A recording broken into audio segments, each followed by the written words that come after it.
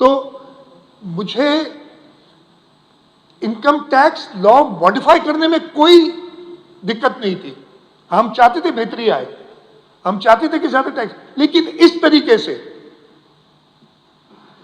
इसको मॉडिफाई कराना कि एग्री कर लिया किसी और से और फिर हमारे ऊपर बंदूकें लेके खड़े हो गए।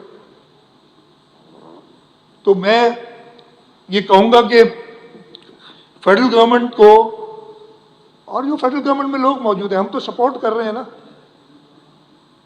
फेडरल गवर्नमेंट को, ताकि वो खड़ी रहे अपने पैरों पे। कोई हिस्सा नहीं है हम फेडरल गवर्नमेंट का।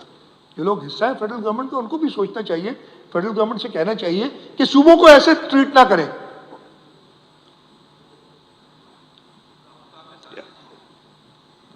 आप ना इधर है ना उधर है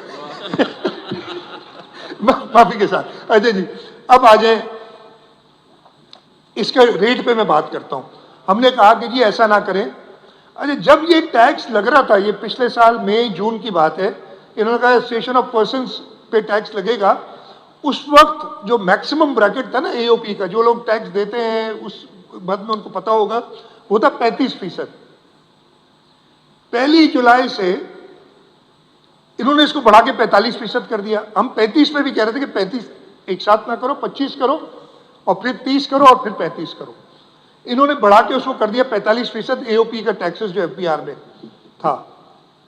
मैंने इनसे कहा भाई, अब कहते अब ये नया टैक्स 35 भी नहीं 45, ये क्यों?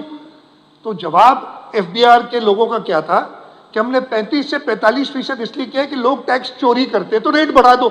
ये बड़ा आसान है, ये बड़ा आसान है। मैं अपनी कोताही भी बता रहा हूं ना कि हमारे रेवेन्यू डिपार्टमेंट नहीं कलेक्ट कर सक रहा था सही, लेकिन उसका हल ये नहीं है कि जो टैक्स देते हैं उन पे मजीद बोझ डाल दो, उनको बढ़ा दो ज्यादा।